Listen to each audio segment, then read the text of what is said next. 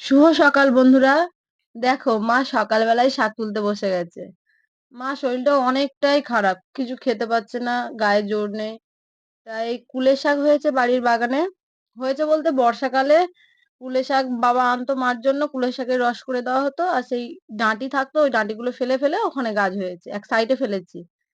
আর মা মা বলে হচ্ছে যে কুলে শাক আর কাঁকড়া খুব ভালো লাগে, জিরে বাটা দিয়ে কুলে শাক কাঁকড়া খুব ভালো লাগে। তাই সকালবেলা উনি ঘুম থেকে উঠে কুলে শাক তুলতে বসে গেছে।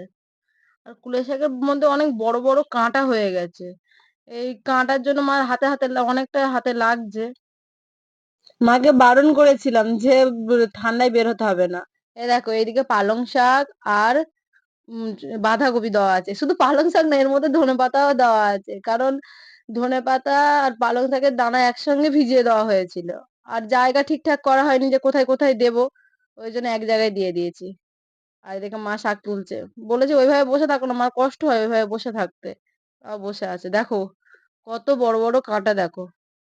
গাছ কাছে নিয়ে গেছে, দেখো। আর ফুল হয়েছে, দেখো কি সুন্দর ফুল হয়েছে। দেখতে কি ভালো লাগছে, তাই না?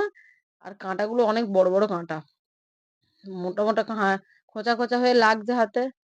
পুরনো হয়ে গেছে না, কচি নেই, যখন বয়স হয়ে গেছে ওই জন্য বড় বড় কাঁটা হয়ে গেছে। যখন কচি একবার যখন ছোট ছোট যখন ছিল তখন অনেকবার তুলে খেয়েছি, তখন ছোট ছোট কোনো কাঁটাই হয়নি, কি সুন্দর টুকটুক করে কেটে নেওয়া যাচ্ছিল। আর এখন প্রতি ডাল মানে মুখে মুখে ডোগে ডোগে কাঁটা। আর চলো আর একটা বাগান দেখাই, চলো। মানে বাড়ির মধ্যেই সব টুকটুক টুক করে সাইডে সাইডে করে একটু একটু করে কুপিয়ে বসিয়েছি। এই দেখো ধনেপাতা আর পালং এখানে একদমই ভালো হয় না, গাছের ছাওয়ার জন্য এখানে একদমই ভালো হচ্ছে না। শুধু কতদিন হয়ে গেছে তাও এখানে হচ্ছে না, ছোট্ট ছোট্ট হয়ে আছে। ধনেপাতাটা তাও ভালো হয়েছে, পালংটা একদমই ভালো হচ্ছে না। আর দেখো একটা নেই, টমেটো গাছগুলো তো একদমই বাড়ছে না, ওর গোড়ায় বোধহয় সার দিতে হবে। আর দেখো একটা ছোলা গাছ হয়েছে এর মধ্যে। ছোলা গাছটা দেখো, একটাই হয়েছে, ওদের ছোলা খেয়েছিলাম, ছোলার মুখ বের হয়েছে যখন দিয়েছিলাম। ছোলা গাছ আর ধনেপাতাটা খুব সুন্দর হয়েছে, পালংটা একদমই ভালো হয়নি। সবাই বলি যে ছাওয়া ছাওয়া তো বেকার হয় না, আর জলেরও কম হচ্ছে। আর একদিন আমাদের গোলু এই মুরগিগুলো ছেড়ে দিয়েছে পুরো এই কাছাকাছি, ধনেপাতা আর মুরগি ঘর এক জায়গায় পুরো, আর ছেড়ে দিয়ে আর হুস হুস করছে, আর সব পাতাগুলো সব খুঁটে খুঁটে খেয়ে নিয়েছে। তারপরে মা আর আমি দুজনে তাড়িয়ে তাড়িয়ে এদের ঘরের ভিতরে ঢুকিয়েছি। বলছিলাম না মা তেলো কাঁকড়ার কথা বলেছে। দেখো বাবা তেলো কাঁকড়া এনেছে, মা বলেছে তেলো কাঁকড়া খাবো, তাই একসঙ্গে 1.5 কিলো তেলো কাঁকড়া এনেছে।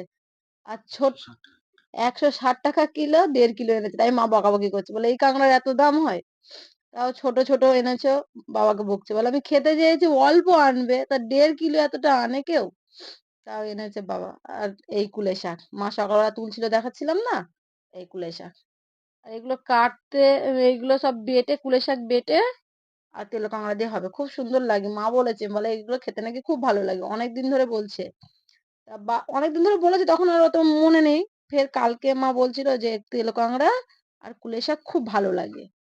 তাই তেলো তা ওই জন্য বাবা আজকে গাড়ি চালাতে গেছে, ওখানে দেখতে পেয়েছে তেলো কাঁকড়া বের হচ্ছে, বিক্রি হচ্ছে, অমনি নিয়ে চলে এসছে। আর কালকে আমরা তো বাবার বাড়ি গেছিলাম, আর কালকে কাটা হয়নি। আর এগুলো সব রেখে দিয়েছিলাম বালতির মধ্যে, আজকে নিয়ে কাটবো এগুলো। ভালো লাগে, মা বলে খুব সুন্দর লাগে। আর এতটা সব ওই কুলে শাক দিয়ে করব না, কিছুটা টক করব। টক না, টক তো খুব ভালো লাগে আমার।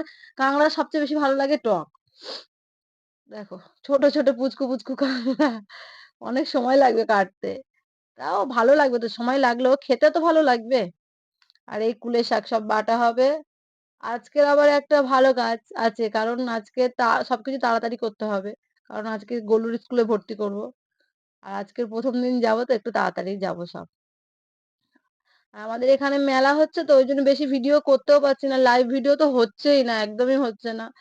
লাইভ ভিডিও করতে পারছি না, আর এমনি শর্টস ভিডিও করবো তো সে কোনো গানের আওয়াজে আমরা মুখই নাড়াতে পারছি না, কিছু শুনতেই পাচ্ছি না, এত গান হচ্ছে। আমাদের এখানে গ্রামের পূজা হচ্ছে, তোমাদের দেখিয়েছি একটা ভিডিওতে। আর আমার গোলুও এই কাঁকড়া খেতে খুব ভালোবাসে। বর্ষাকালে মা একটা দোকান থেকে আসছে আর একটা কাঁকড়া দেখতে পেয়েছে, কত কষ্ট করে, অনেকটা বড় সাইজ, সেই কাঁকড়াটা অনেকটা বড়। মা কত কষ্ট করে ধরেছে, তখন মা অনেকটা অসুস্থ ছিল, ধরে মার হাতের মধ্যে কামড়ে দিয়েছে এই তেলো কাঁকড়া। তাও বলে, "না, আমার সোনা খাবে বলেছে, সোনার জন্য নিয়ে যাই।" ও খুব ভালোবাসে এই কাঁকড়া খেতে। তাই জন্য বাবা মনে করল যে আমার গোলুও ভালোবাসে আর গোলুর দিদিও খেতে চেয়েছে, তাই নিয়েই যাই বেশি করে। তাই বেশি করে নিয়ে চলে এসছে। দেখো।